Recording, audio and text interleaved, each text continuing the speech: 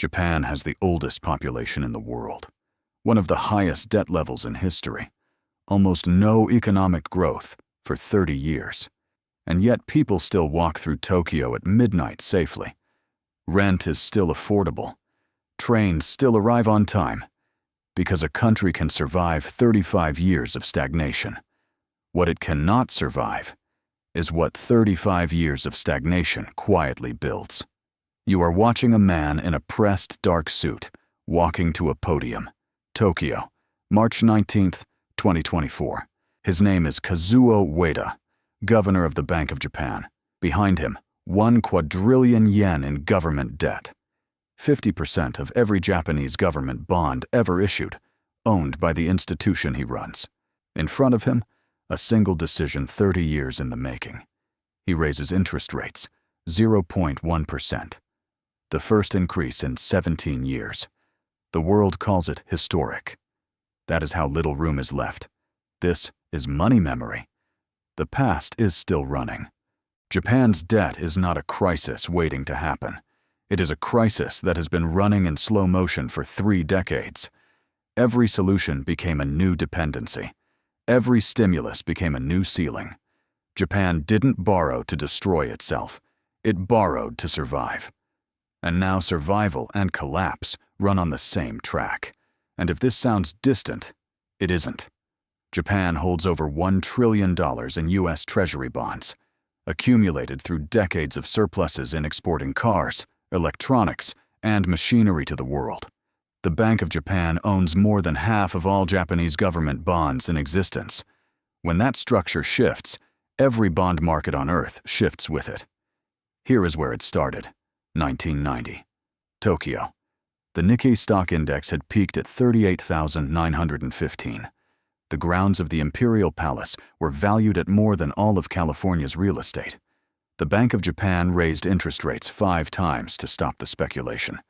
Then the bubble burst. Property prices fell 60 to 70% across the following decade.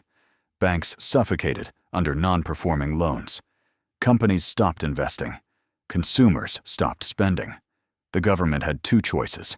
Let the economy contract, politically unsustainable, or borrow and spend, manageable today, complicated tomorrow. It chose to borrow, every year, for 30 years. And what started as a decision became a machine. This is the first mechanism, the Debt-Deflation Lock.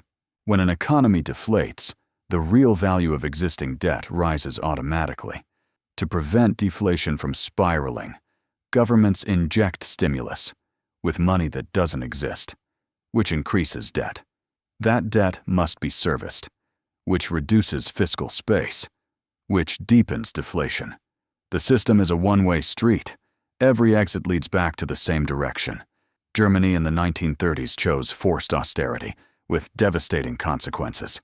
The United States in the 1970s chose inflation, painful but recoverable.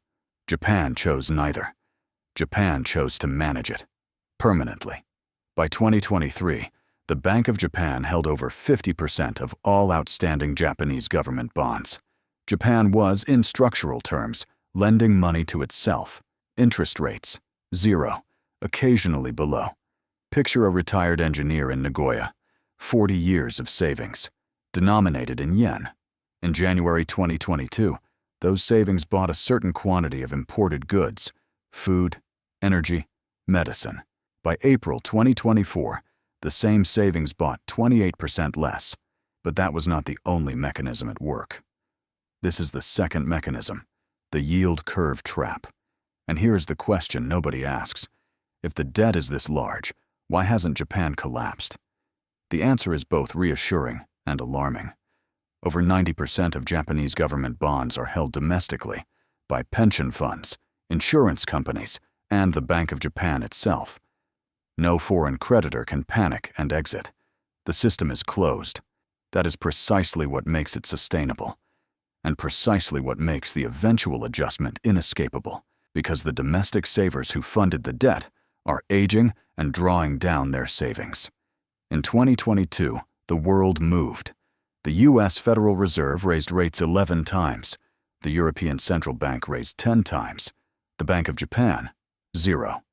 Because every 1 percentage point increase in Japan's borrowing costs adds approximately 10 trillion yen to annual interest payments. As a result, the yen fell from 115 per dollar in January 2022 to 151 by October. By April 2024, 160 yen per dollar, weakest since 1990. For a country that imports over 90% of its primary energy, oil, gas, coal, all priced in dollars, that is not an exchange rate problem.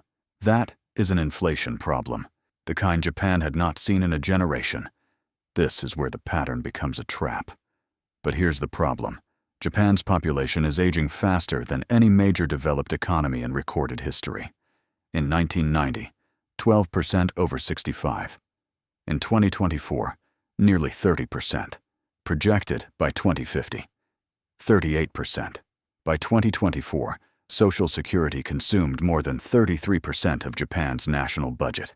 Interest payments added approximately 9% on top. Nearly half of every tax yen flows into pensions and Social Security before a school is funded or a road is built. The system operates mechanically. Every year the debt grows. Every year the population that services it shrinks. Every year Kazuo Ueda faces the same impossible calculation. Raise rates and trigger a debt servicing crisis, or hold rates and watch the yen continue to lose ground. There is no third option.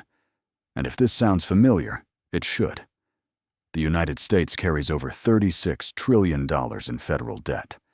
The European Central Bank holds vast quantities of sovereign debt from its member states. The logic: borrow to stabilize, buy your own bonds, suppress the rate you cannot afford, runs in Tokyo, Washington, and Frankfurt simultaneously. The exit from the debt machine costs more than staying inside it. The mechanism is identical. Only the names change. But what happens when the closed system begins to open? When Japanese pension funds start liquidating bonds to pay an aging population?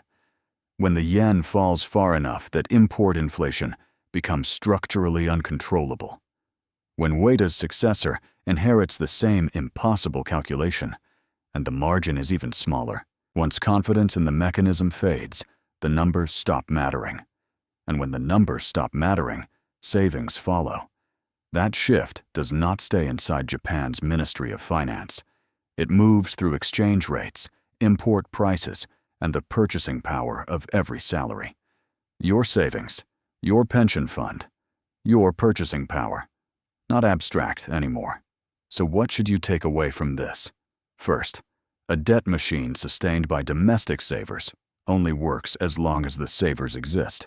Second, stability and safety are not the same thing. Japan proves it. Third, the exit from a debt trap always costs more than the entry. Always. Japan didn't run out of money, it ran out of people to lend it. 0.1%. 1 quadrillion yen in debt. 30% of the population over 65, and rising. 35 years of stability that quietly built an inescapable machine. That is not ancient history. That is the architecture your savings and your future are priced inside. Money memory. Subscribe, so the past stops surprising you.